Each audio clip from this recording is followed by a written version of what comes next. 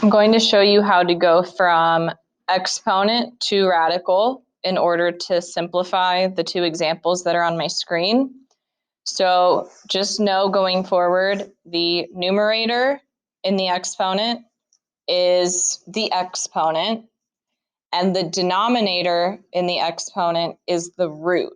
So square root, cube root, fourth root, etc. So for this first example, 100 to the 1/2 power, 1 is still going to be an exponent, but 2 indicates that this is a second root, which is what we call a square root.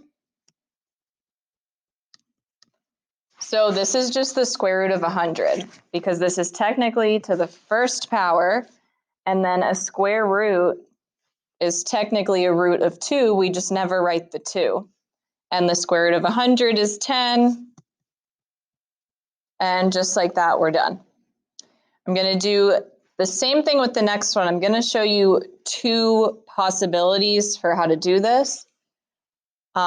When you write this with your square root or cube root or whatever you're using, you are allowed to write the exponent either in the radical or outside of the radical. So I'll show you what I mean. The 5 is the exponent, the 2 is the root. So this is another square root here.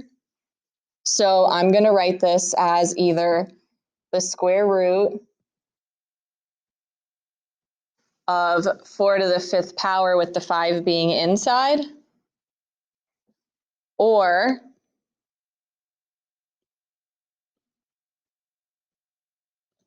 the square root of 4 with the 5 being outside. I like to do whichever one is going to be easiest for me to do without a calculator. So the second one I like better, just because I know right away the square root of 4 is 2.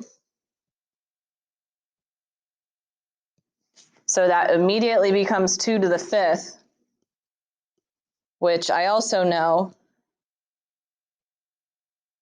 if my pen writes, there it is. That's so annoying.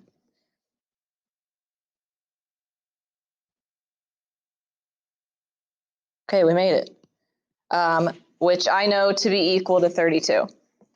So that's one option. If you choose the other option with that 5 being right on the 4, you're finding 4 to the 5th, which is going to require a calculator for most.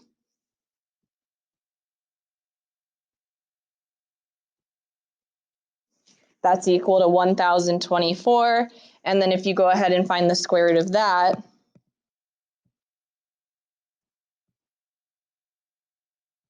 it is also 32.